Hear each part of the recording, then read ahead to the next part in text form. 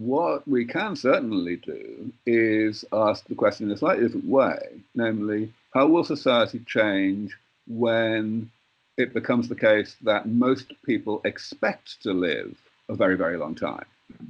And most importantly, we can ask the question, how will society respond when that transition of expectation occurs?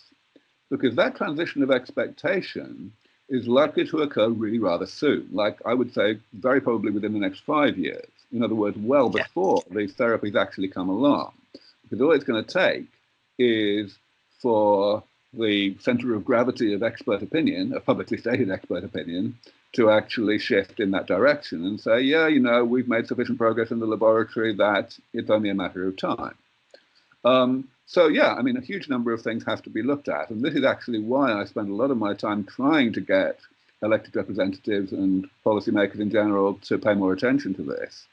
Because what's going to happen is, you know, pretty much overnight, people are going to go from an expectation that they're going to live maybe slightly longer than their parents did, to an expectation that they're going to live a very, very great deal longer. And that is going to translate instantly into wanting very different pension arrangements and, you know, life insurance and health insurance and inheritance arrangements and God knows what.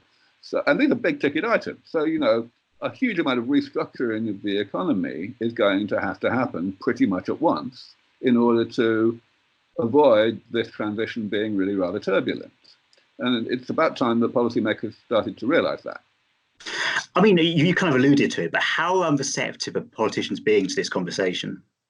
Oh, they just don't want to think about it. At the moment, the natural reaction of any politician is to immediately jump from the concept of people staying healthy late in life to the concept of people living longer and still drawing pensions and, you know, the economy is going to collapse and everything. Yeah. So they just don't want to think about it, which is, of course, completely absurd, because the first thing is that it's actually quite a good thing for people to stay healthy. It's a good thing to have more people who are chronologically old if, in fact, you have fewer people who are biologically old, which is what's going to happen, right? And, of course, this means a complete restructuring of what merits a pension, things like that, you know, because at the end of the day, the only reason we give people money to do nothing from the age of 65 these days is because we're very sorry for them, because they don't have long to live, right? And that's not going to be true anymore.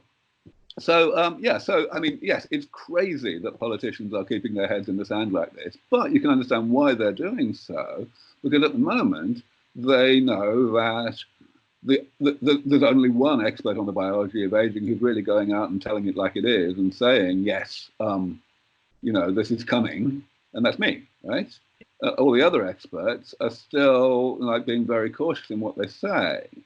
And of course, that should not be taken at face value, because if you pay any attention at all, you can realize that the only reason that most experts are being very cautious is because most experts, unlike me, rely for the funding of their laboratories on peer-reviewed public money, which is, of course, you know, therefore they have a requirement never to be accused, however unjustifiably, of saying things that are irresponsible.